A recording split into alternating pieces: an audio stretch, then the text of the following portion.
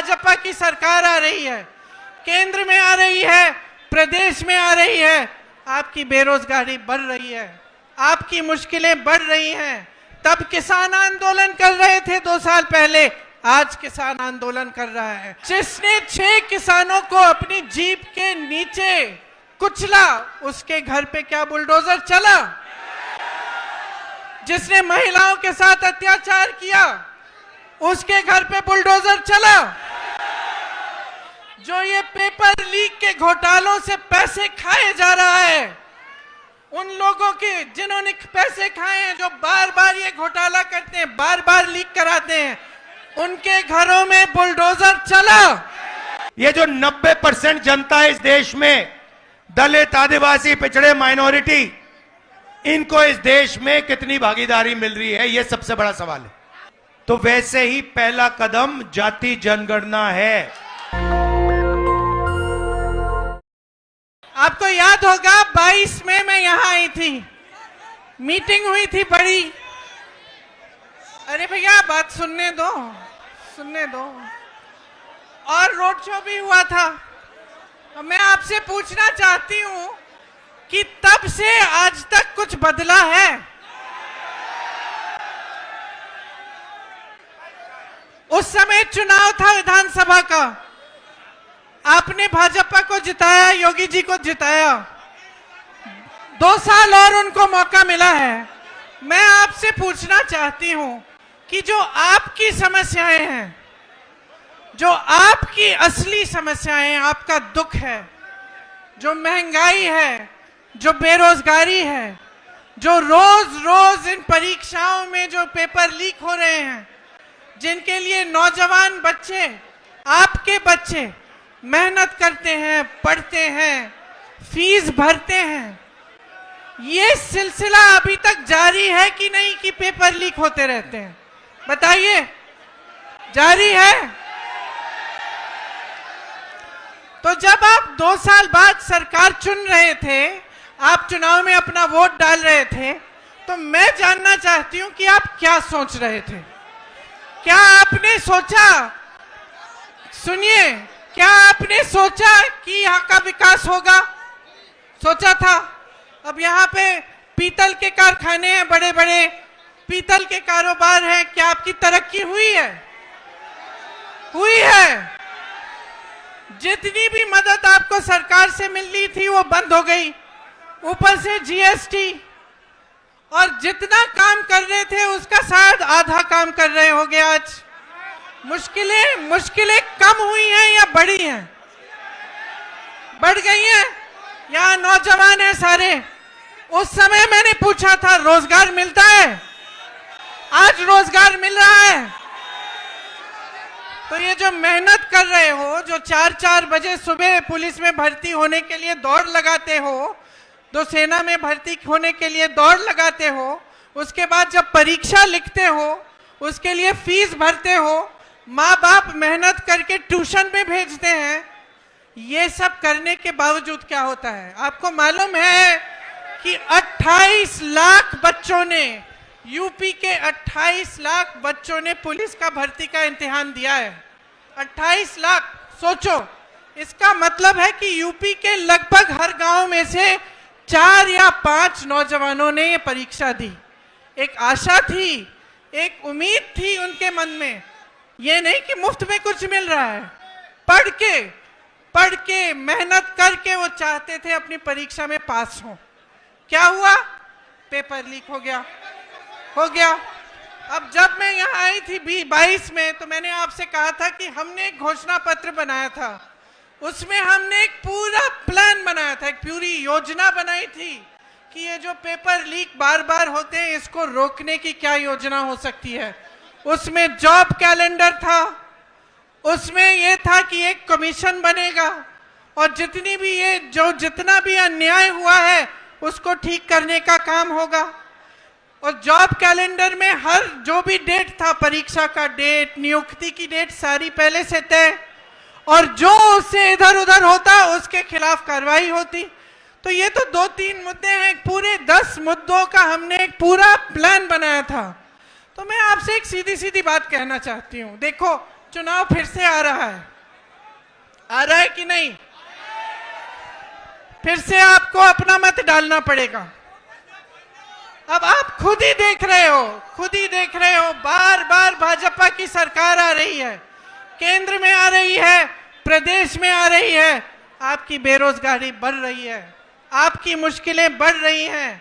तब किसान आंदोलन कर रहे थे 2 साल पहले, आज किसान आंदोलन कर रहा है। तब सड़क पे बैठे थे ठंड में सर्दी में, आज बैठे हैं। तब उनकी सुनवाई नहीं थी, आज उनकी सुनवाई नहीं है। और इसी तरह से आप सोचिए, जब जब बुलडोजर चलता है इनका, तो किसके घरों पे चलता है? किसके घरों पे चलता है? जोर से बोलो। जिसने 6 किसानों को अपनी जीप के नीचे कुचला, उसके घर पे क्या बुलडोजर चला? जिसने महिलाओं के साथ अत्याचार किया, उसके घर पे बुलडोजर चला? जो ये पेपर लीक के घोटालों से पैसे खाए जा रहा है, उन लोगों के जिन्होंने पैसे खाए हैं, जो बार बार ये घोटाला करते हैं, बार बार लीक कराते हैं, उनके घरों में बुलडोजर चला? नहीं चला ना। सोचिए, ये सब बहुत बड़ी बड़ी बातें हैं दिखावे के लिए। ये जितने बड़े बड़े इश्तिहार आपको दिखते हैं, जिसमें आपको दिख रहा है कि बहुत तरक्की हो रही है, जब तक आपकी तरक्की नहीं होगी, जब तक आपको रोजगार नहीं मिलेगा, जब तक आपके पेपर लीक बंद नहीं होंगे, तब तक आपकी तरक्की नहीं हो सकती है। जब तक यहाँ की महिलाएं सुरक्षित ना हो, आगे बढ़ नहीं पाए, तब तक आपकी तरक्की नहीं हो रही है। तो मैं सिर्फ आपको, मैंने उस समय भी बोला और अभी भी बोल रही हूं, अपने अनुभव को देखो, अपने अनुभव को देखो कि भाई 5 सालों में, 10 सालों में मिला क्या है? नौकरी मिली, दुकान जाते हो तो सब्जी खरीद पाते हो। आपको मालूम है गन्ने का जो दाम है, जो आपको मिलना चाहिए सरकार से, वो हर साल, पिछले 7 सालों में हर साल सिर्फ मात्र 7 रुपए गन्ने का दाम बढ़ा है कि नहीं? 7 रुपए, ठीक है? तो मान लो 5 सालों में 35 रुपए बढ़ा होगा। और आप जब सब्जी खरीदने जाते हैं तो कितने बढ़ गए दाम? आलू मिलता है, प्याज मिलती है, टमाटर मिलता है, आप जाते हो 3 चीजों को लेने के लिए, घर आते हो 1 लेके। तो भाई देखो, जब तक आपको खुद समझ में नहीं आएगा, जब तक आप अपने अनुभव पर नहीं उतरोगे, तब तक कुछ नहीं बदलने वाला। हम चीखते चिल्लाते जाएंगे, कुछ नहीं बदलेगा। बदलाव तब आएगा जब आप अपनी परिस्थितियों को समझकर अपना वोट डालोगे, जब आप सवाल उठाओगे सरकार से कि मुझे सब्जी क्यों नहीं मिल रही है, इतनी महंगाई क्यों है, मेरा बच्चा पढ़ता है, मेहनत करता है, उसको नौकरी क्यों नहीं मिल रही है। जब तक ये सवाल आप नहीं उठाएंगे, जब तक इन परिस्थितियों को देखते हुए आप अपना वोट नहीं डालेंगे, तब तक आप इसी खाई में डूबे रहोगे। इसीलिए मैं आपसे कहना चाहती हूं, इस खाई में से निकलो। जब वोट डालने जाते हो, सोच समझ के अपना वोट दो।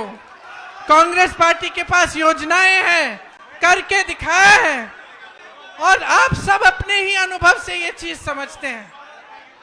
तो आज आपके बीच आकर मैं सिर्फ इतना कहूंगी कि जो भी वोट आप डालने जा रहे हो, बड़ी बड़ी बातों पे मत डालो, जो ऊपरी दिखावा है उस पे मत डालो। जो तुम्हारी जिंदगी में गुजर रहा है, जो तुम्हारा जीवन है, तुम्हारा अनुभव है, तुम्हारी परिस्थिति है, उसको सोच, उसको समझ के कि ये क्यों हो रहा है आपके साथ, तब वोट डालो। ये न्याय यात्रा है।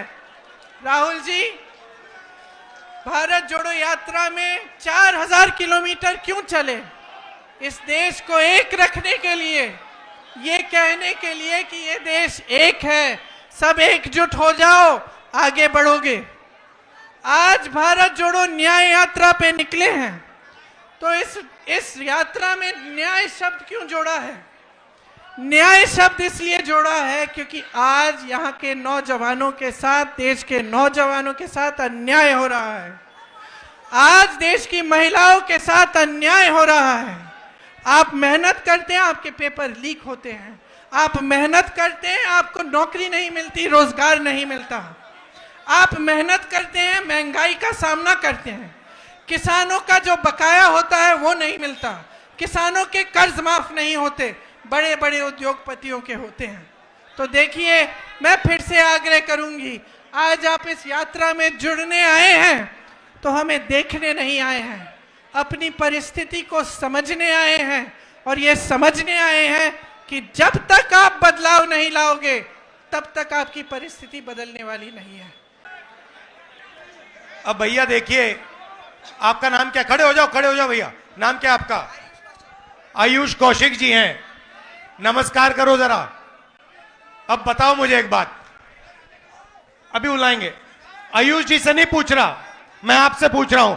आयुष जी जरा इधर देखिए। अब मान लो अगर हमें आयुष जी की जेब काटनी हो, मान लो हमने सोचा कि भैया आयुष जी की जेब काटो, सबसे पहले हमें क्या करना पड़ेगा? हाँ, सबसे पहले भैया आयुष जी उधर देखो जरा। हाँ वो देखो भैया, ये देखो, इधर देखो जरा भैया, वो ऊपर देखो, फ्लाईओवर की ओर देखो जरा। ये पहले ये करना पड़ेगा, पहले इसका ध्यान भटकाना पड़ेगा। सही? ये काम आपके लिए नरेंद्र मोदी जी करते हैं। भाई और बहनों, वो उधर देखो, भाई और बहनों इधर देखो, भाई और बहनों ऊपर देखो, भाई और बहनों नीचे देखो। अब उसके बाद क्या चाहिए आपको? उसके बाद कौशिक जी जरा घूमिए जरा। उसके बाद जब उसका ध्यान चला जाएगा, पीछे से कोई आएगा, है ना? किसी को आना पड़ेगा। वो कौन है भैया? वो अदानी है, वो अंबानी है। ठीक है, अब मान लो ध्यान भटका दिया और पीछे से जेब काट दी, तो तीसरी किस चीज की जरूरत है? हाँ भैया, मुझे ये डंडा लाठी देना जरा। ये झंडा उतारो इससे। नहीं, इससे काम चलेगा, छोटा नहीं चाहिए, बड़ा चाहिए। ये और ये तो पहला जो ध्यान भटकाता है नरेंद्र मोदी जी, दूसरा जो जेब काटता है अदानी जी, और तीसरा जो डंडा लिए घूमता है अमित शाह। कहीं भैया तुम लोगों ने कुछ किया? जब ईडी आई, सीबीआई आए, इनकम टैक्स आई, पुलिस वाले आए, तो कुछ किया? तो फिर देखो कैसा डंडा लगता है। आयुष जी धन्यवाद आपका। अभी करते, फोटो ले लो, आ जाओ। ये भैया सेल्फी का जमाना, आ जाओ यहां बैठ जाओ।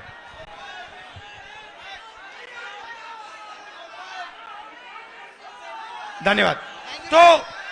तो ये हुआ बीजेपी का सिस्टम। एक व्यक्ति ध्यान भटकाता है, कभी आपको बॉलीवुड की बात बताएगा, कभी आपको उधर देखने को कहेगा, कभी सर्जिकल स्ट्राइक की बात करेगा, मगर ध्यान भटकाएगा आपका। उसके बाद पीछे से अदानी जी आएंगे, जेब काट जाएंगे, और दूसरी तरफ तीसरी साइड अमित शाह जी चुप ऐसे बैठे रहेंगे, देखते रहेंगे कि अगर किसी ने कुछ किया तो मैं दिखाता हूं। ये इनका सिस्टम है। अब मैं आपसे सवाल पूछना चाहता हूं, इस देश में पिछड़ों की कितनी आबादी है? 50% पिछड़े हैं। इस देश में माइनॉरिटी की कितनी आबादी है? 15% माइनॉरिटी है। इस देश में दलित कितने? दलित भाई 8% नहीं, 15%। और आदिवासी कितने? 8%। जोड़ के बताओ मुझे, 50 और 15 कितना हुआ? 65। 65 और 15 80। 80 और 8 88। भाई और बहनों, मैं आपसे पूछना चाहता हूं, ये जो 90% जनता है इस देश में, दलित, आदिवासी, पिछड़े, माइनॉरिटी, इनको इस देश में कितनी भागीदारी मिल रही है, यह सबसे बड़ा सवाल है। आप सबसे बड़ी कंपनियों की लिस्ट निकालो, 200 कंपनियां सबसे बड़ी वाली, उसमें 90% का एक मालिक मुझे दिखा दो। आपको एक मालिक 90% का नहीं मिलेगा। उसके बाद आप मैनेजमेंट टीम में की लिस्ट निकालो, उसमें आपको 90% का एक नहीं मिलेगा। फिर आप कहो ठीक है 90% हिंदुस्तान की कंपनी के मालिक नहीं बनने चाहते, मैं नहीं कहता, मगर आपने मान लियो कह दिया, तो फिर मैं आपसे पूछूंगा भैया ठीक है 90% के मीडिया में कितने, मीडिया में कितने? एक नहीं है। आप मीडिया के मालिकों की लिस्ट निकालो, आपको एक ओबीसी नहीं मिलेगा, एक दलित नहीं मिलेगा, एक आदिवासी नहीं मिलेगा, एक गरीब जनरल कास्ट का नहीं मिलेगा, एक माइनॉरिटी नहीं मिलेगा। फिर बड़े बड़े पत्रकारों की लिस्ट निकालो, 90% में से आपको एक नहीं मिलेगा। फिर आप मुझसे कहोगे नहीं राहुल जी 90% को ना मीडिया में भागीदारी चाहिए, ना हमें बड़ी कंपनियों में भागीदारी चाहिए। फिर मैं आपसे पूछूंगा ठीक है भैया बताओ प्राइवेट अस्पतालों में आपके कितने लोग? एक भी नहीं। फिर पूछूंगा भैया ठीक है प्राइवेट अस्पतालों में भागीदारी नहीं चाहिए, तो कॉलेज यूनिवर्सिटी में तुम्हारे कितने लोग? एक भी नहीं। अरे भाई तुम लोग हो कहां? तुम हो कहां? मैं बताता हूं तुम्हें, मनरेगा की लिस्ट निकालो, उसमें आप सब लोगों के नाम दिखेंगे। कॉन्ट्रैक्ट लेबर की लिस्ट निकालो, उसमें आपके सब नाम दिखेंगे। मगर हिंदुस्तान के बड़ी बड़ी कंपनियों में, हाई कोर्ट में, मीडिया में आपके नाम नहीं मिलने वाले। नरेंद्र मोदी जी आपसे कहते हैं कि ये सबका हिंदुस्तान है। ये सबका हिंदुस्तान कैसे है अगर इसमें 90% लोगों को कोई भागीदारी नहीं मिल रही? हमने मैनिफेस्टो में साफ लिखा है, मैं आपको रास्ता भी बता देता हूं। अगर 90% को भागीदारी चाहिए तो पहला कदम, जैसे जब हार्ट टूटता है पहला कदम क्या कराते हो आप? एक्सरे कराते हो ना?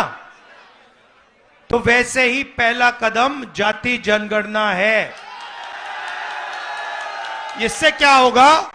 90% को पता लग जाएगा कि आप कौन हो, कितने हो, और सबसे ज्यादा जरूरी आपके हाथों में हिंदुस्तान का कितना धन है।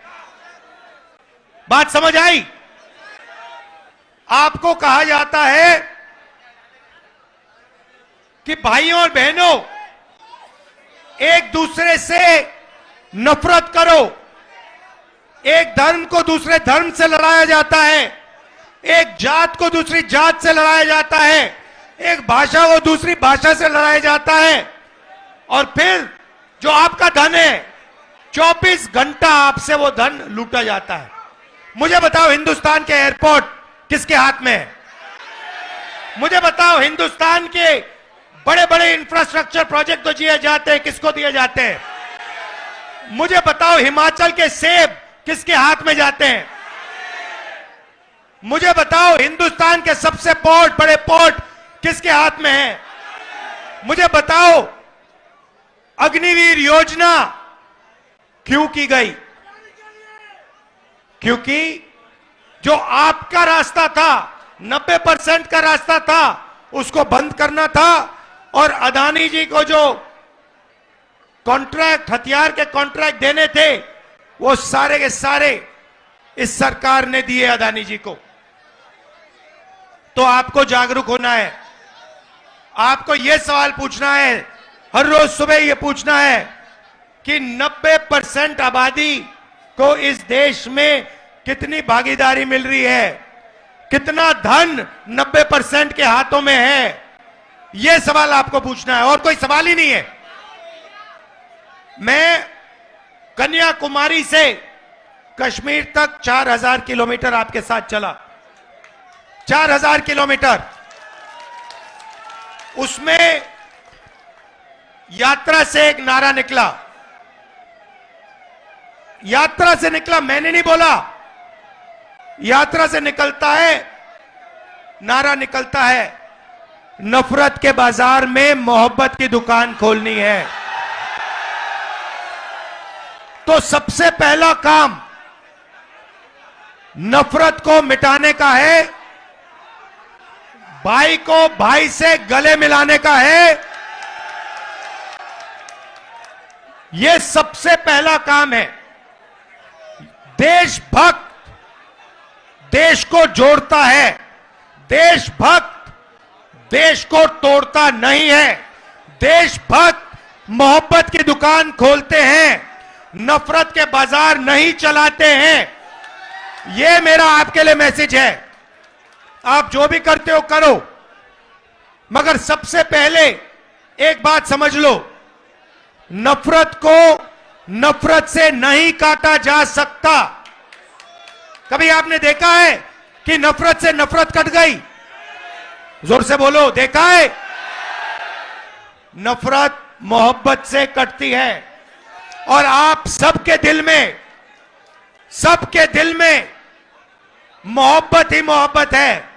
अब सिर्फ आपको वो मोहब्बत दिखानी है, लोगों से गले मिलना है और कहना है कि हम इस देश में नफरत को नहीं फैलने देंगे, हम डरेंगे नहीं, हम मोहब्बत फैलाएंगे, 24 घंटा मोहब्बत फैलाएंगे और नफरत को मोहब्बत से काटेंगे।